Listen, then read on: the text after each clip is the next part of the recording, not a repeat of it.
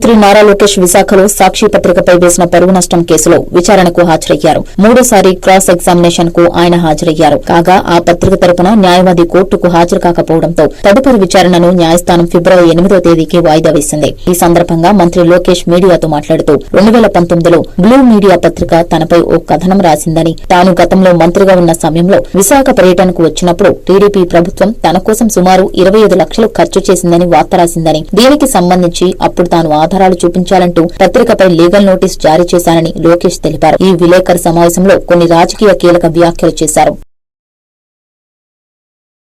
పత్రిక సాక్షి నా పైన ఒక ఆర్టికల్ వేయడం జరిగింది.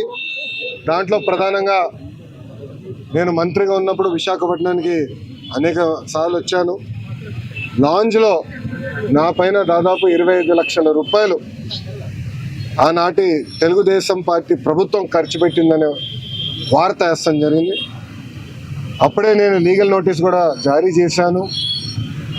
మీరు క్షమాపణ చెప్పాలి, నేను ఎక్కడ ఆధారాలు లేవు, రాజ్యాంగం చాలా స్పష్టంగా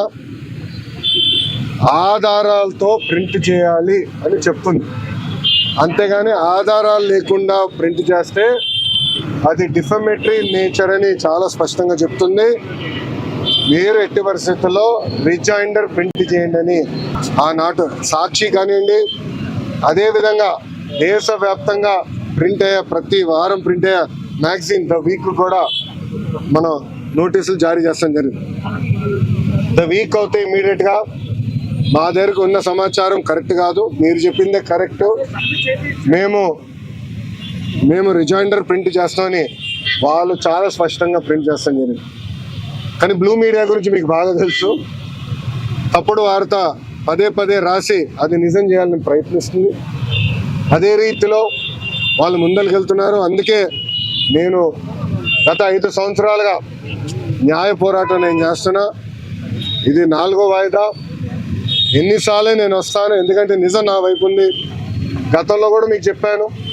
ఈ రోజు కూడా మంత్రి హోదాలో నేను వచ్చినప్పుడు పార్టీ ఆఫీసులో బస్సులో పడుకొని సొంత భోజనం నేను తింటున్నా తప్ప ప్రభుత్వం దగ్గర నుంచి కనీసం ఒక్క వాటర్ బాటిల్ కూడా నేను తీసుకోవట్లేదు.